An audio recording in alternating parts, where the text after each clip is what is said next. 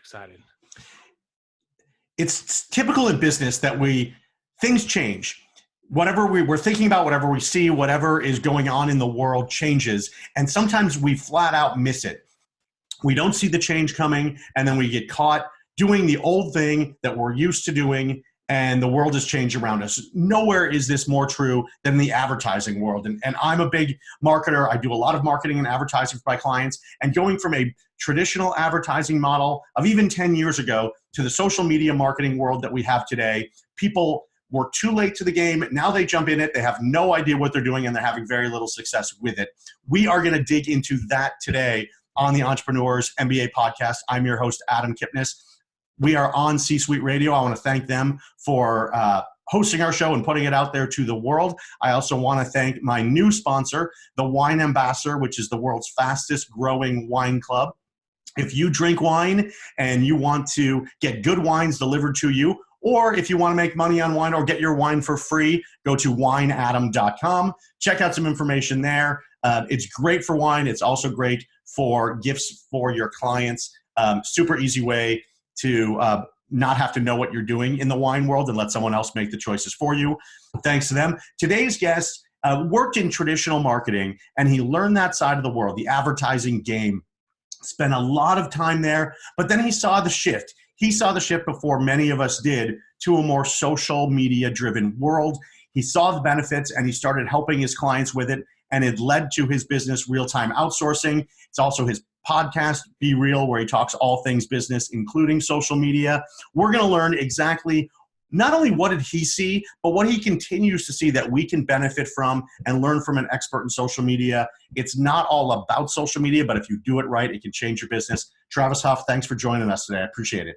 Thank you, brother. I'm excited to be on the show, checking out your show. And I think it's so important that, all those that are out there in entrepreneurship to continually learn from those other in different businesses, because no one has all the answers, and you're doing yourself a disservice to think you know it all, right? So it's just a pleasure to be on your show. And these are the kind of things we need as entrepreneurs out there to motivate us through our challenges.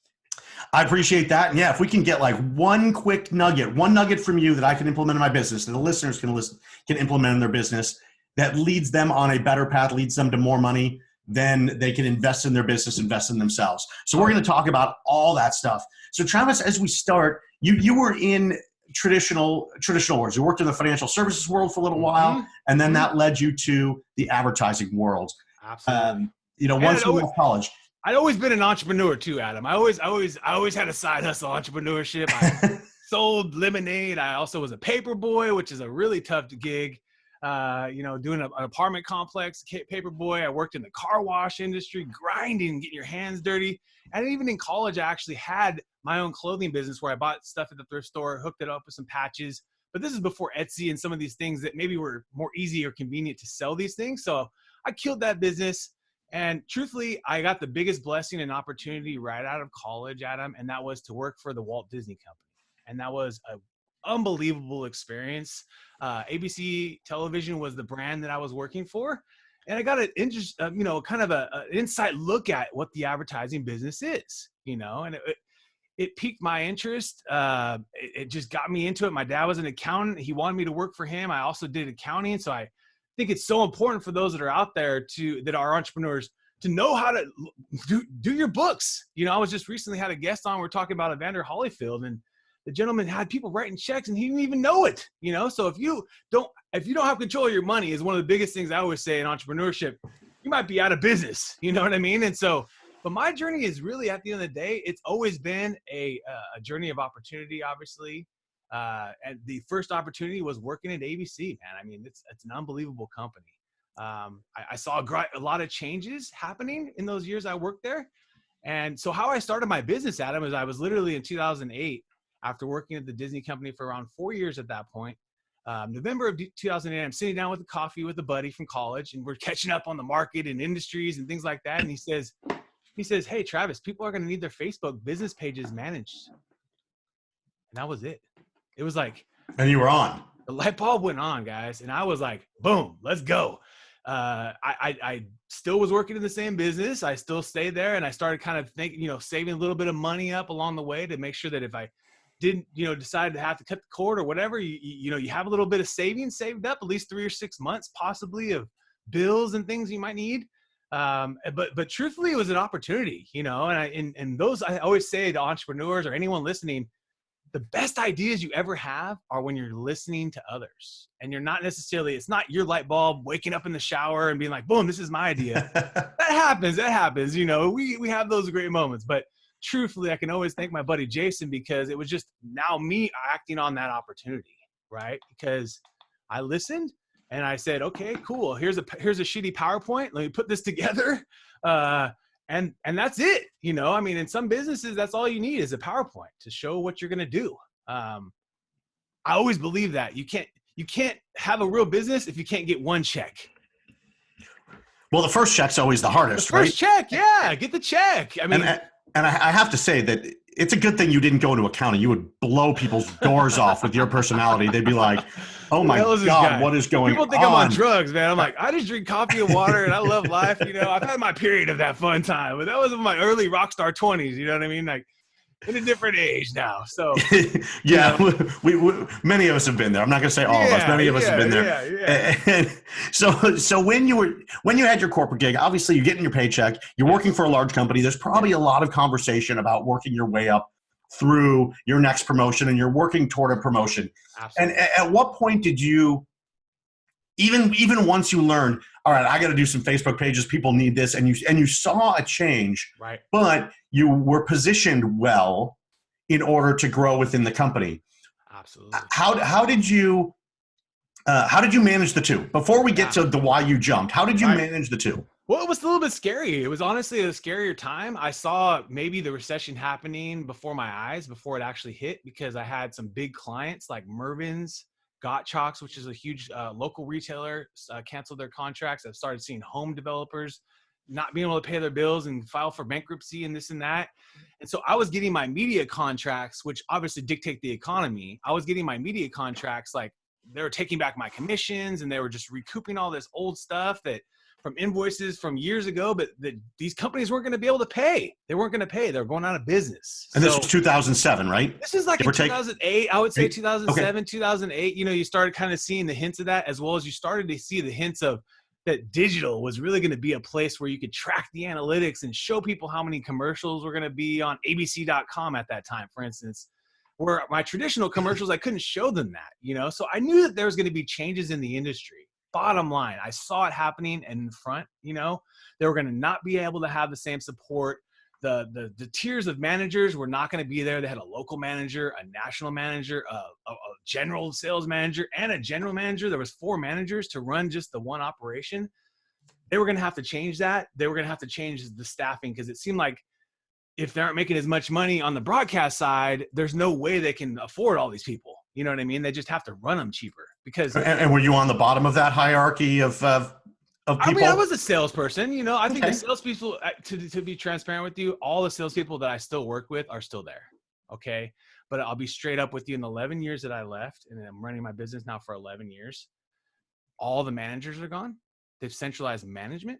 They've also centralized production, accounting, all the staff support that we used to have to kind of help us put together things and run orders and do things. The admins, if you want to call it, all gone.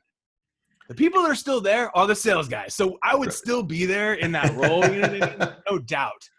But the beauty of, obviously, as you know, as an entrepreneur, is that now we have time, and I've been able to do so many things that I wouldn't have been able to do had I been sitting at that desk, you know what I mean, that long ago. And so I think that's part of it, is just that now I have my time back. And also the fact is the industry completely changed, Yeah, and you were saying you saw that change coming, where you were doing TV advertising, but now things were going online. And yes, and I know all the ABC channels or the Disney channels were all part of the Go network at the time. Some of them still are. ESPN was one, and a bunch of those. And you saw things shifting that way. Did you say to yourself first, "Hey, Travis, I better go and work in the digital world at ABC or for Disney versus starting your own business"? Or did you make the jump from one right to the other and say, you know what, I get sometimes you just have to burn the bridges behind and go in a new path Absolutely. I mean, Do I it. was already doing digital campaigns, you know, as far as like on our broadcast. I've been for the few years still kind of mixing in digital. I was like one of the top guys selling digital because most people didn't want to sell it. It was lower commit. It was a higher commission but lower money, you know. So I'll Mhm. sell $10,000 here. I'll sell $1,000 on digital and get paid 20%. But here's a much bigger commission on the other side. You know what I mean? So it's kind of one of those things that people were still pushing them in the broadcast. Let's just be real. So, but I did obviously like the ethical part of I could actually show them the analytics. I could show them how many people viewed it, how many people skipped out on this, how many people actually like saw this commercial, unlike my TV commercials where I couldn't really tell you how many people went to the bathroom, changed the channel, blah, blah, blah. You know what I Right. mean? Yep. Put you on mute. TiVoed Broadcast right is through the you. most powerful one. You know, it's still the most powerful, but it's the money. It costs a lot of money. If you're McDonald's, no problem. But the local guy can't afford broadcast, you know? In hindsight, obviously 11 years now, they're all on Facebook and Instagram ads and using these different things, you know, which the industry's still there, but it's changed a lot. Obviously, you got Yep. Disney Plus. They've completely skipped the intermediaries. They're going straight to the consumer, you know? Everything's changed. You know what I mean? And so you can imagine they're going to have a huge Disney Plus ad network at some point. I guarantee it. You know what I mean? They'll have a free version. They'll have the paid version. They'll have a huge ad network on there. They'll be Oh, I'm sure, and they'll start doing more of their own content. I mean, yes, and the model's already built, right? It's been done yes, by, Netflix really started it, but Hulu and Amazon and Apple now does it with like their one yes. show. So so you started on the Facebook side because people pointed to it, and you went there. So what did that look like? Like what did that mean back in whatever 2008, 9? Absolutely. What did a Facebook campaign mean? Because it's very different today, 12 years later. So It is. what I did would that say first thing look like that you did? absolutely. I mean, it really it's a lot. Some elements are really the same because obviously it's just creating content to put on the page, right? Like no matter what that is, it could be different. Yes, it is different now, maybe than it could be then. But it's still coming up with content, putting it on the page, scheduling out the content wasn't available back then. So it was still, we'd have to daily, schedule the content in. Um, and then a big part still of our business, I will tell you, Adam, is the actually responding back to people, which still kind of has existed. Now, there wasn't as many private messaging availabilities. So now we're even getting more messages privately from brands and stuff like that. So, but it was really like, hey, I'm going to create content, put it on your page, engage with people. And then that was it. And then over the years, it's changing. The advertising side has really taken over, obviously. There's a lot of opportunities you can do with the different things on advertising on Facebook and Instagram to Yep. drive extra traffic or grow your followings or get your promotion in front of way more eyeballs that week or day or month. If you're a local car wash or a local auto dealership, a lot of times they'd spend 5 or 10 grand a week on TV. Well, they put that in Facebook ads. Dude, you're going to be busy. I'm going to tell you that right there. If you're a local, car wash or your local, I just had a recent car wash do like a $600 ad campaign and a good promotion around it. But the thing went viral. I mean, it just went viral. The business was packed for the 3 days that they had the promotion. It shit works is the bottom line. And it's very targeted. You're not really wasting money on things that you don't want to target, and so that's the beauty of now the future, I think, Adam, is that the advertising side has become maybe a bigger part of it. And it's really at the end of the day, if you really want to be transparent, it's a big ad platform. You know what I mean? Like, yes, there is organic reach, folks, but the organic reach that we got back then is different than it is now. Now I can give you some strategies. I can give you some strategies and we can talk about that through the podcast here of things that will work still on Facebook. Because imagine this, Adam, 11 years, still 11 years in business. One of our biggest requests is still, how can you help me manage my Facebook page? Because what's happened is, Adam, is someone's built a big following, but then is not getting the organic reach. So like they have 100,000 followers, they have 10,000 followers, and no one's seeing their shit. Like no one's seeing their content because they haven't been advertising. They're not doing the right organic posts. They're not engaging with people.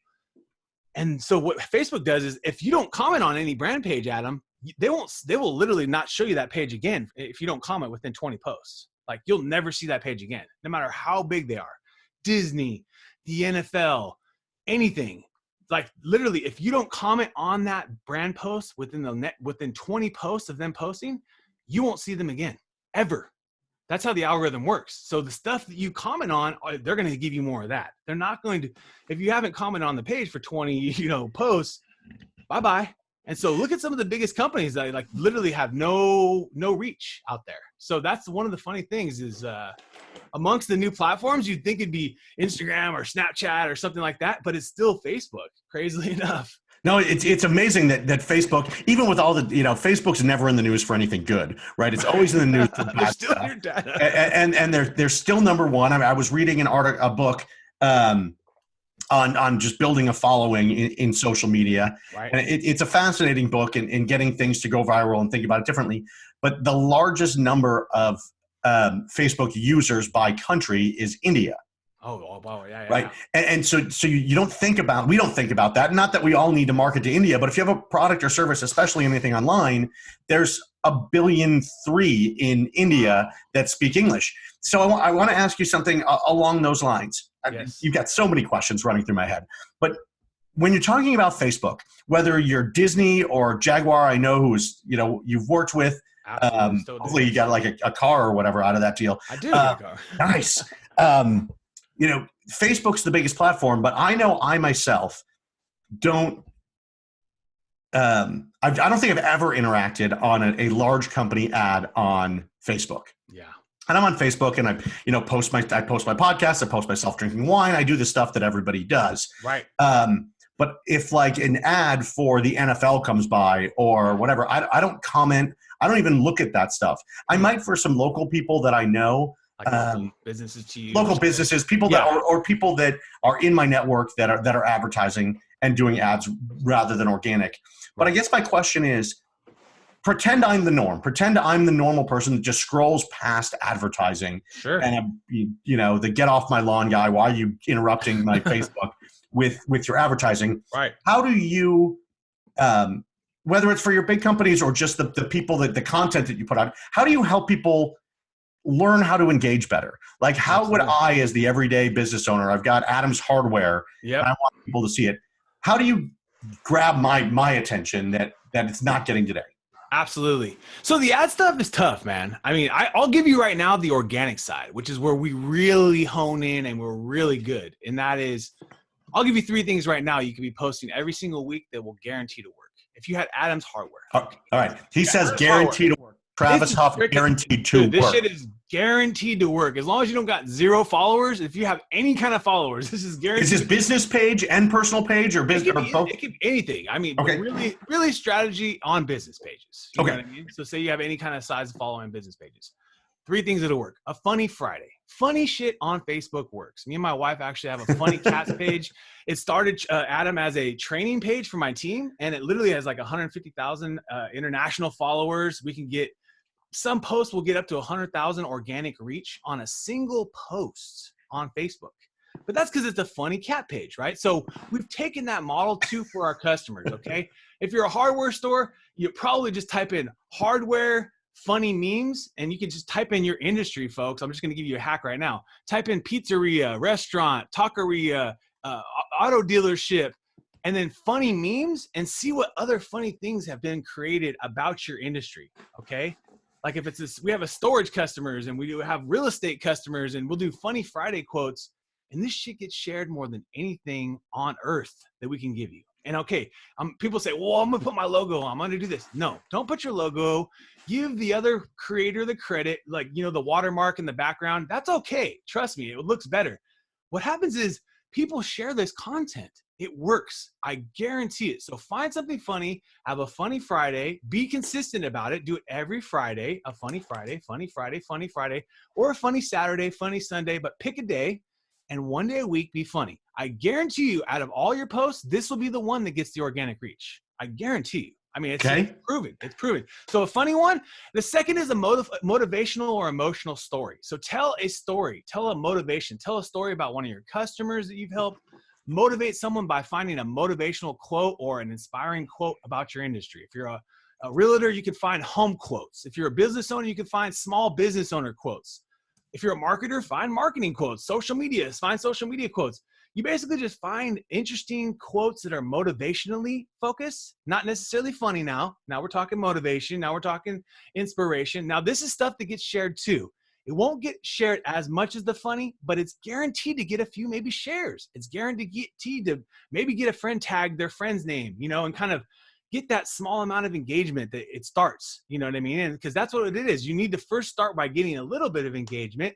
And then the more you get, the more it grows. I mean, that's literally how a page grows. It's just a little bit of engagements here, comment back. Okay, cool. And more engagements. Okay, next post, that 2 more people commented. Okay, boom, boom, boom. And like, that's literally how things grow outside of spending a shit ton of money. We're talking just organic free stuff here, folks. Yep.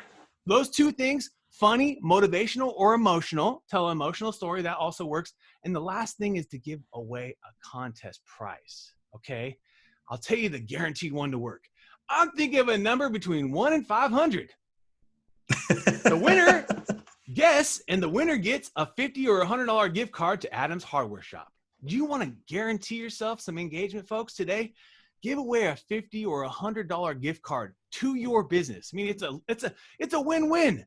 You're not giving $500 in cash. You're giving $500 of your business, you know, especially if you are a restaurant or anything like that. There's a margin in there. You're winning, right? So, and as people know, a lot of times with gift cards is if someone gets one, then they're more likely to spend more at their purchase. So it's a win-win, right? So give away a weekly gift card, okay? Have what's called a timeline engagement contest. You can type that on Google too. Type in Facebook, type in Instagram, type in engagement contests, meaning the point of these contests are to get engagements. They're not to collect data. They're not to get email addresses. The whole point is for them to be tricked into the algorithm. Okay.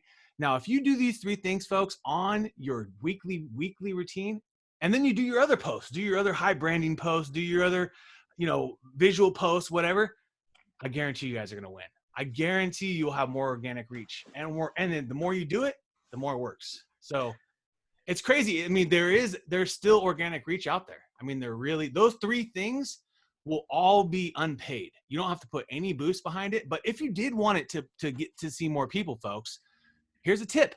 Boost it to $100 to $1 to $3 on every single of those posts. So increase the reach of that funny post by basically paying for people to see it. Now, Adam, it doesn't look like an ad, right? Like, so you see like, let's say a funny local retailer's doing funny memes, and you see one that comes across your ad. It's going to look like content. It's not going to look like a boosted post. It's going to look like content because it's not the derivative of it is not to send you off to a landing page or get you to go here. It's just putting content out there, right? Even if it's a motivational or a contest, or you see the funny one, if you boost any 3 of those and you see it on your newsfeed, it's not going to feel like it's an ad. It truly won't, because the nature of it is not an ad, right? Like, think about it. Right. No, the nature of the content itself is just organic. It's just organic. You're sharing motivational. You're not asking someone to go off of Facebook to fill in their data. Put in my name and email to join my list, or we've all seen those initiatives from the ads. So that is the beauty of a boosted post, is that if the post is good, you'll get a shit ton more people seeing your post now. All of a sudden, you're getting even more shares because you're paying Facebook a little money to reach more people. They're going to say, oh, thank you, Adam. We like that you give us money. We're going to give you a little more organic reach in your next post. So it's funny. Even $1 will trick the algorithm. $1 a day. I love that. All right. We're talking with Travis Huff here on the Entrepreneurs MBA podcast. We just got 3 things that you can do for free that take literally little to no time in order to do, and little to no money. My big thing has always been, I want to show you how to make more money without spending any money. And you can learn my 8 steps to make more money in your business without spending $1 on marketing or advertising. Go to freebookfromadam.com and you can download that book. You just got Travis's three steps to get more reach organically without spending another $1. We're going to dig into those in the last 10 minutes that we have. And so, Travis, you started your business. Now you've got employees. Now you're learning everything that's going on. The pressure's Your on. business is now but your business is now a business. Yes. It's no longer a hobby. It's no longer an idea. You've left ABC. Right. So now you're running it. But now Facebook, while it's still the biggest, and we talked about it's the biggest, there's 200 different social media platforms. I know, is Foursquare still out there? There's things out there that people want to be on, or they're spending time or money on. Yes. How do you help clients understand where is the best spot, what they should be doing, because it's not one size fits all. The tips you gave are great, but they're not one size fits all. Every business has to think about it. So how do you help them think about it? Yeah, I mean, I think every client is different. We try to take that from the proposal process all the way through our whole campaign. We don't have template pricing and things like that, because just for that reason, we don't know what the page is going to be. We can't just give you a price if we don't know what the hell, managing 1 million people is a lot different than managing 5 people, so the expectations of 5 are going to be, we need to get to 100. 1 million people, you want to maximize reach and have a whole lot of other objectives. So every client is different. You're absolutely right. And there's also always new platforms. Right now, TikTok is the one that people are talking about because there is organic reach on there and people are growing and scaling and things like that. Now, it's not for everybody, folks. So I always say, don't run to it. If you can't manage it in your day, you don't have to do it. People have a lot of success just being on one platform. You don't need to be on 1 million.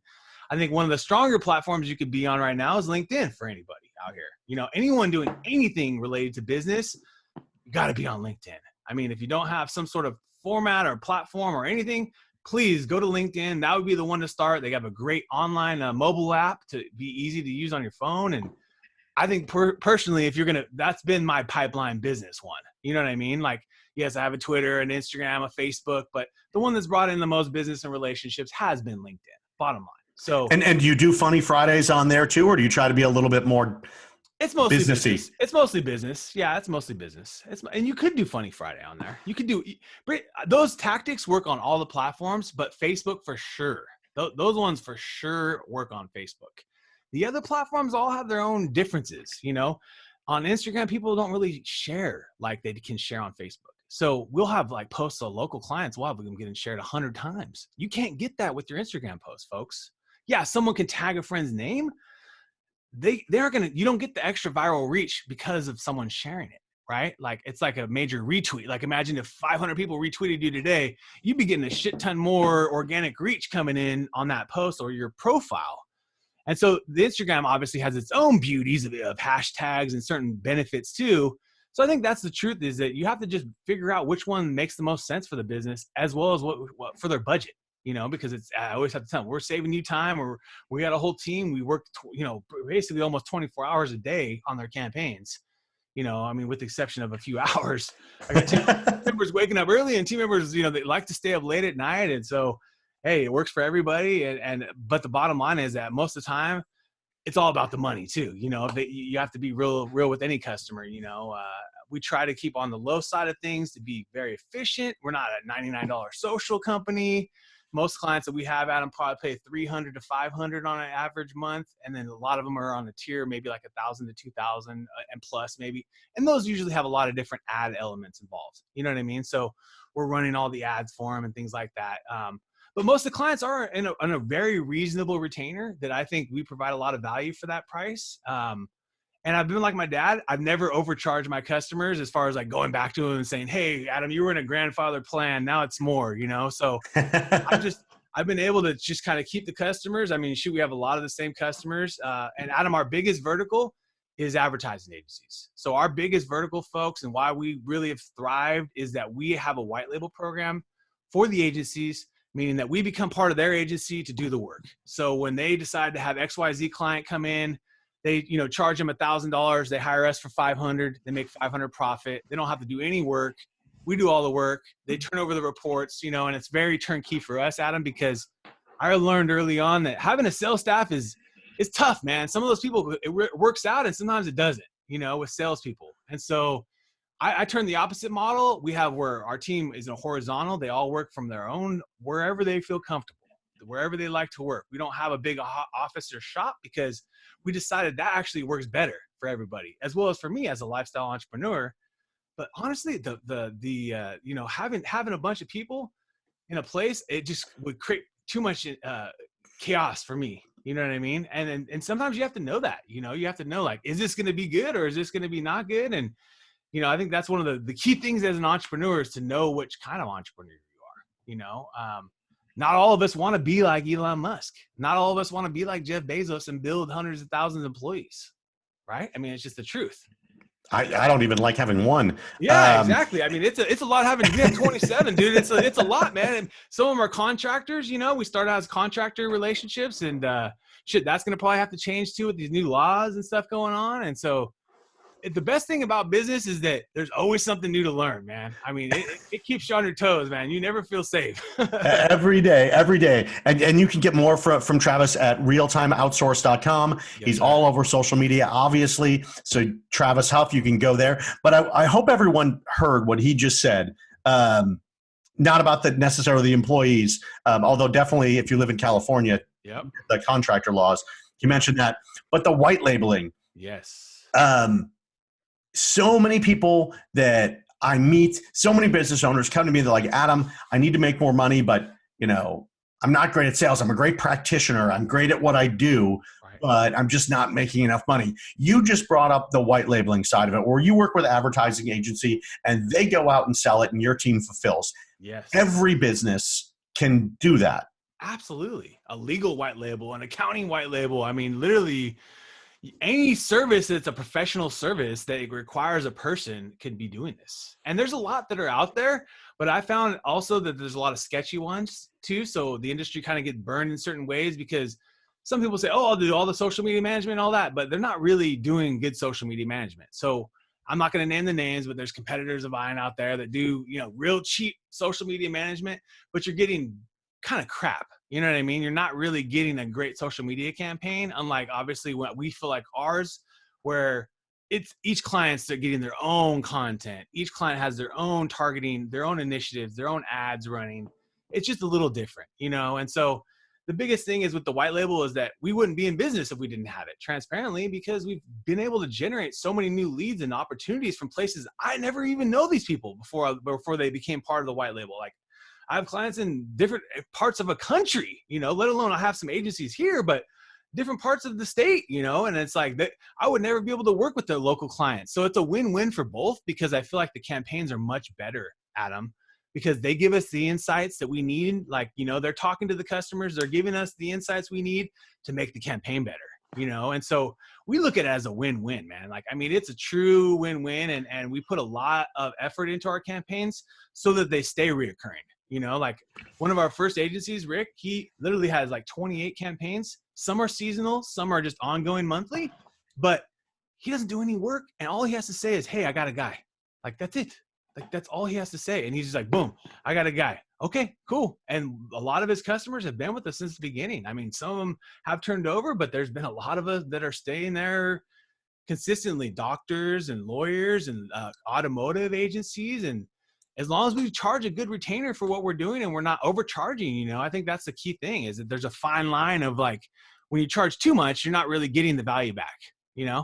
So, no, but I love that, because not only is it a great way to grow your scope without having to be a great salesperson or be a great marketer, right. But you don't have to spend the money on marketing. So if your normal campaign is $300 to $500, right. If you're doing it in a white label, you might be able to do it for $150 to $250, because you're not spending money on the marketing to get that person. That person's coming for free, and you built it in such a way that that you did. So everyone needs to take that away. Figure out how you can white label. You have a great service. How can other people do your marketing for you? And I think either one of us would be happy to just give you the steps on how to do it. So we've got a few minutes left. We could do this all day. I know. I love it. And we might have to do this another time. So everyone gets overwhelmed in social media marketing, and you just downloaded like $100,000 worth of free advice to most businesses in the last 25 minutes on what they can do. But what do they do first? And I don't mean that in like the baby steps. You've got a business, it's ongoing, and you're putting out organic posts, or you're doing something. You gave us the 3 tips, but what do they really do first? Do they analyze it? Do they just go out and start doing your 3 tips? Yes. How do they do first without fucking it all up? Well, I think if you already got a following, you start rolling out those tips right away. You know, if you haven't done shit yet, folks, and you're just getting started, I think you need to analyze where your audience is and where you'd actually want to spend the time, because I don't think every platform like TikTok is not of value for most people. Let me just be real. It's a value if you want to just get some organic traffic and just some views and stuff, but it's not like, it's not going to pay off. These kids are like 10 years old. You know what I mean? Unless you're selling something to a 10-year-old, then it doesn't make sense. You know what I mean? Like it just doesn't resonate. So unless you have time and money, Adam, unless you're a millionaire and you're, got tons of money, like Jeff Bezos wants to be on TikTok, no problem, man. We got the money. You know what I mean? So I think that's the fine line, Adam, is most entrepreneurs or most business owners, they have to wrestle with that. Like you don't have unlimited time and unlimited money. So pick which platform. And I would say most businesses, if I could just give you one, it's probably LinkedIn first. Second, I would say Facebook, only because Facebook can be localized, and the ad platform. The ad platform on Facebook is still the best, folks. Facebook controls Instagram. They also control WhatsApp and Messenger. And also they have a huge ad network inside of that, meaning other third-party apps that also they run ads for. So just in case you didn't know that, folks, they have a huge third-party network. That means other little apps and other little things and devices and blogs, and it's its own third-party network of people. So anyone that fits in your targeting, and they're even on other apps, you can be running your Facebook ads too. So I think that's the key element, is also learning how to do Facebook ads, because I think every single business needs to have an ongoing Facebook campaign, whatever that is. It could be different to you. I mean, it doesn't have to always be sending them off the page. It could just be, hey, we love serving your local community, and just making sure that that's in front of as many people as possible. It could be this, which I think is the most strategic at this point, is retargeting, meaning anyone that's been on your website, folks, you can put a little mini pixel in there that's hidden and it tracks them. And then all of a sudden you can run ads to people that have been to your website. I mean, let's be real. That's like the most valuable thing you can do. Anyone that's been on your website is your most hot lead. And unlike trying to find someone that has never been to your website, if someone's been to realtimeoutsource.com, I need to be hitting them over the head with retargeting, because the bottom line is that's the hottest lead that we have. I mean, we don't get a ton of traffic. We're not McDonald's, or, we don't get millions of traffic each month. We might get less than 1,000 in a month, but that's okay, because they're very valuable. They're very valuable people that are maybe making a critical decision in their marketing. And as you know, as a business owner, we don't need very many of those to convert to have a continually growing business, especially if it's a white label partner, my man, because all we need is one per year to grow our business. Like, we need one good partner per year. So that's it. So like over the last 11 years, I would say I probably have, I think we work with like 20, I would say the high 20s of actual consistent agencies. And then some that kind of pop up and they use this for campaigns and they kind of intermittently here and go. But those 20 people have changed our whole lives. Like, it's not my customers and relationships. Yeah, we do have some that have come through the website, they're a local business or whatever. But like we talked about before, it doesn't take a lot if someone else is selling your service, and I might have a new one tomorrow. I have 2 calls tomorrow with 2 people. So those 2 people could change my whole next 2 years, I think that's the thing that other people forget about, is that the power of the white label is that you're empowering other people. And then also there's no pressure. It's like, hey, if you want to use this, no worries. If you don't, no worries, man. Like, we got a bunch of other stuff to do. You know what I mean? So it's like, it's a win-win. And as everyone knows, they always want to make more money with doing less work. Like, we all want to make more money with I think I could title every podcast that. Yeah, like, let's make more money and do less work and we'll be good. Everyone, and then sit on a beach every day too. Let's just make money, more or less work, and on a beach and get a workout every day. Oh shit, that would be cool. I mean, it's not for everybody, but for most of us. I'd be good with that. We've been talking with Travis Huff from realtimeoutsource.com and the Be Real podcast. Travis, I appreciate you being here. We're going to have to do this again. We got so much more to talk about. Thanks, brother. Love you, man. You're awesome, brother. Thank you. Thanks, everyone, for being here on the Entrepreneurs MBA podcast with Adam Kipnes. Look forward to having you on the next one.